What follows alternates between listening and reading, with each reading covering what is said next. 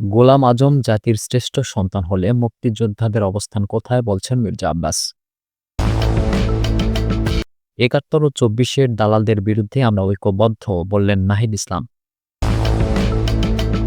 ৭১-এর স্বাধীনতার শত্রুরা আবার মাথা চাড়া দিয়ে উঠতে চায় মন্তব্য মির্জা ফখরুলের। নতুন বাংলাদেশে রাজনীতি হবে স্বাধীনতা সার্বভৌমত্বের পক্ষে বললেন জামায়াতের আমির। এবং আওয়ামী লীগ ৫০ জন প্রার্থীকে হত্যা করবে মন্তব্য করলেন রাশেদ খান। শুনছিলেন সংবাদ শিরোনাম। পুরো খবর জানতে ভিডিওটি শেষ পর্যন্ত দেখুন। সর্বশেষ খবর পেতে চ্যানেলটি সাবস্ক্রাইব করুন। এবারে জানিয়ে দিব বিস্তারিত। গোলাম আজম জাতির শ্রেষ্ঠ সন্তান হলে মুক্তিযোদ্ধাদের অবস্থান কোথায় বলছেন মির্জা আব্বাস। গোলাম আজম ও মতিউর রহমান নিজামীকে সূর্য সন্তান আখ্যা দিয়ে জামায়াত ইসলামীর বীর মুক্তিযোদ্ধাদের চূড়ান্ত অপমান করেছে বলে মন্তব্য করেছেন বিএনপির স্থায়ী কমিটির সদস্য মির্জা আব্বাস। তিনি বলেছেন, গোলাম আজম সহ তার সাঙ্গপাঙ্গরা যদি জাতির শ্রেষ্ঠ সন্তান হয় তাহলে বীর মুক্তিযোদ্ধাদের অপমানিত করা হচ্ছে। তাহলে বীর মুক্তিযোদ্ধাদের অবস্থানটা কোথায়?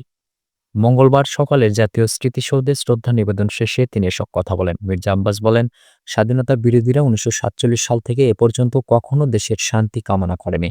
তারা তখনও দেশের স্বাধীনতা চায়নি, এখনও চায় না। বর্তমানে নানা কৌশলে দেশে বিশৃঙ্খলা সৃষ্টির অপচেষ্টা চালিয়ে যাচ্ছে। তারা চায় দেশে অশান্ত পরিবেশ তৈরি হোক এবং দেশ বিপাকে পড়ুক। ২৪-এর গণঅভ্যুত্থান এবং ৭১-এর মুক্তিযুদ্ধ প্রসঙ্গে মির্জা আব্বাস বলেন, ৭১ এবং ২৪ যার যার অবস্থানে। ৭১-এর সঙ্গে ২৪-এর কোনো তুলনা চলে না, এটা সম্ভব নয়।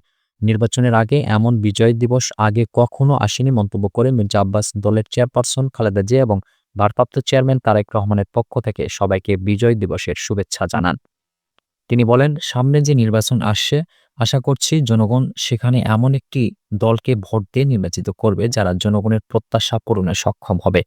শ্রদ্ধা নিবেদন অনুষ্ঠানে বিএনপির জাতীয় স্থায়ী কমিটির সদস্য ডক্টর আব্দুল মঈন খান, নজরুল ইসলাম খান, সালাউদ্দিন আহমদ, চেয়ারপারসনের উপদেষ্টা আমানুল্লাহ আমান সহ বিভিন্ন পর্যায়ের নেতাকর্মী উপস্থিত ছিলেন। ৭১ ও ২৪-এর দালালদের বিরুদ্ধে আমরা ঐক্যবদ্ধ বলছেন নাহিদ ইসলাম। ৭১ ও ২৪-এর দালালদের বিরুদ্ধে আমরা ঐক্যবদ্ধ আছি বলে মন্তব্য করেছেন জাতীয় নাগরিক পার্টির আহ্বায়ক নাহিদ ইসলাম। তিনি বলেছেন, সামনের বাংলাদেশে আমাদের বিজয় আসবে। মঙ্গলবার সকালে জাতীয় স্মৃতিসৌধে জাতির সূর্য সন্তানদের প্রতি শ্রদ্ধা নিবেদন শেষে তিনি এসব কথা বলেন। নাহিদ বলেন, সাম্য মানবিক মর্যাদার জন্য ১৯৭১ সালে বাংলাদেশের অভ্যুদয় হয়েছিল। আমরা স্বাধীন ভূখণ্ড পেলেও সাম্য মানবিক মর্যাদা পাইনি।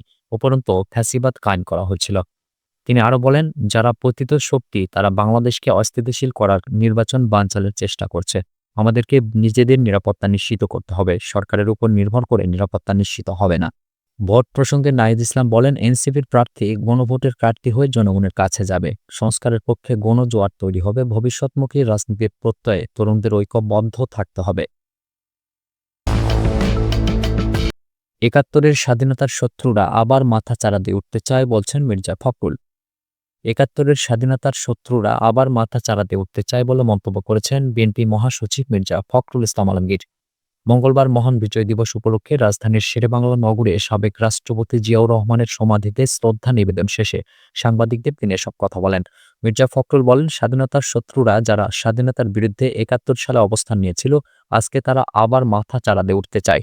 বাংলাদেশের মুক্তিকামী মানুষ, বাংলাদেশের স্বাধীনতাকামী মানুষ, বাংলাদেশের গণতন্ত্রকামী মানুষ তাদের সব ষড়যন্ত্রকে নস্যাৎ করে দিয়ে অবশ্যই বাংলাদেশের স্বাধীনতার সার্বভৌমত্বকে অটুট রাখবে এবং গণতন্ত্র প্রতিষ্ঠা করবে ইনশাআল্লাহ। মির্জা ফখরুল ইসলাম আলমগীর বলেন, শহীদ প্রেসিডেন্ট জিয়াউর রহমানের স্বাধীনতার ঘোষণার মধ্য দিয়ে যে যুদ্ধ শুরু হয়েছিল, সেই যুদ্ধে আমরা এই মাসের ১৬ তারিখে চূড়ান্ত বিজয় অর্জন করেছিলাম। এজন্য এই দিনটি আমাদের কাছে, বাংলাদেশ জাতীয়তাবাদী দলের কাছে অত্যন্ত গুরুত্বপূর্ণ।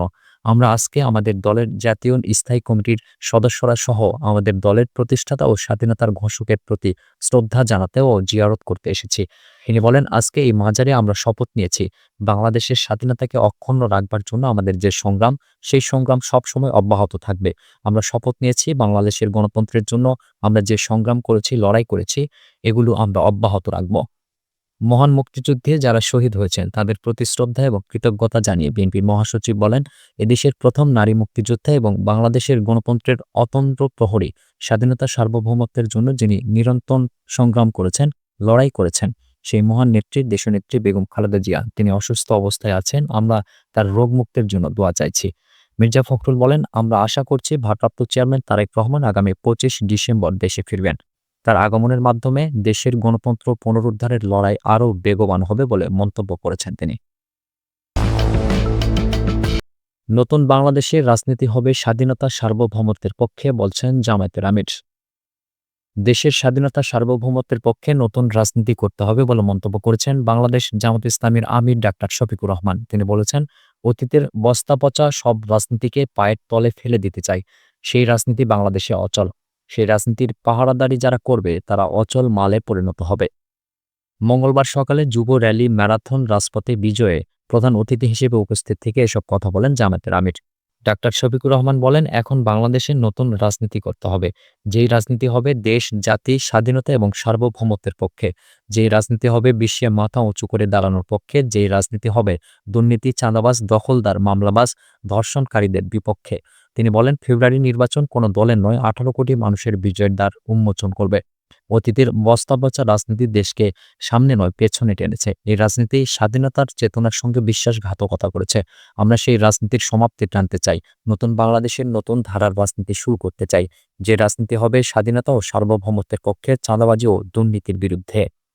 আওয়ামী লীগের শাসনামল প্রসঙ্গে জামায়াতের আমির বলেন, স্বাধীন বাংলাদেশের রাষ্ট্রীয় ব্যবস্থাপনা একটি পরিবার, একটি গোষ্ঠী আর একটি দলের স্বার্থে সাজানো হয়েছিল। সোনার বাংলা গড়ার কথা বলে তারা শ্মশান বাংলায় পরিণত করেছে দেশকে। স্বাধীন বাংলাদেশকে তারা সন্ত্রাসের অভয়ারণ্যে রূপান্তর করেছিল। ডাক্তার শফিকুর রহমান বলেন, পাকিস্তানি শাসক গোষ্ঠীর বৈষম্যের কারণে ১৯৭০ সালের নির্বাচনের পর যুদ্ধ অনিবার্য হয়ে ওঠে। তখন দেশে মানুষ একট্টা হয়েছিল। কিন্তু স্বাধীনতার পর একটি দল মুক্তিযুদ্ধকে নিজেদের সম্পত্তি বানিয়ে ফেলে। বাকি মানুষকে বানানো হয় দাস। বহুদলীয় গণতন্ত্র ধ্বংস করা হয়। মৌলিক মানবাধিকার কেড়ে নেওয়া হয়।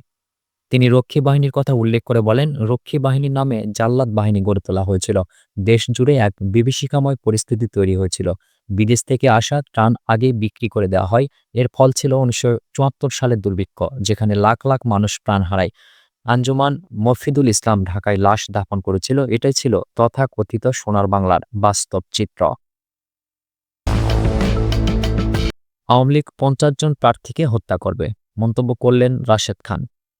গণ অধিকার পরিষদের সাধারণ সম্পাদক রাশেদ খান বলেছেন, আওয়ামী লীগ একটা মিশন নিয়েছে। প্রায় ৫০ জন প্রার্থীকে তারা হত্যা করবে। এটা তারা শুরু করেছে। আমরা দেখলাম আমাদের একজন বিপ্লবী যোদ্ধা, বলিষ্ঠ কণ্ঠস্বর, বিশেষ করে আওয়ামী ফ্যাসিবাদের বিরুদ্ধে এবং ভারতীয় আধিপত্যবাদের বিরুদ্ধে যিনি লড়াই করেছিলেন, সেই যোদ্ধা ওসমান হাদি ভাইকে কিভাবে হত্যার উদ্দেশ্যে মাথায় গুলি চালানো হয়েছে, এখনো পর্যন্ত সেই আসামিদের গ্রেপ্তার করা যায়নি। মঙ্গলবার সকাল ৮:৩০টার দিকে সাভারের জাতীয় স্মৃতিসৌধে শহীদ বেদিতে শ্রদ্ধা জানানোর পর সাংবাদিকদের সঙ্গে আলাপকালে এসব কথা বলেন তিনি।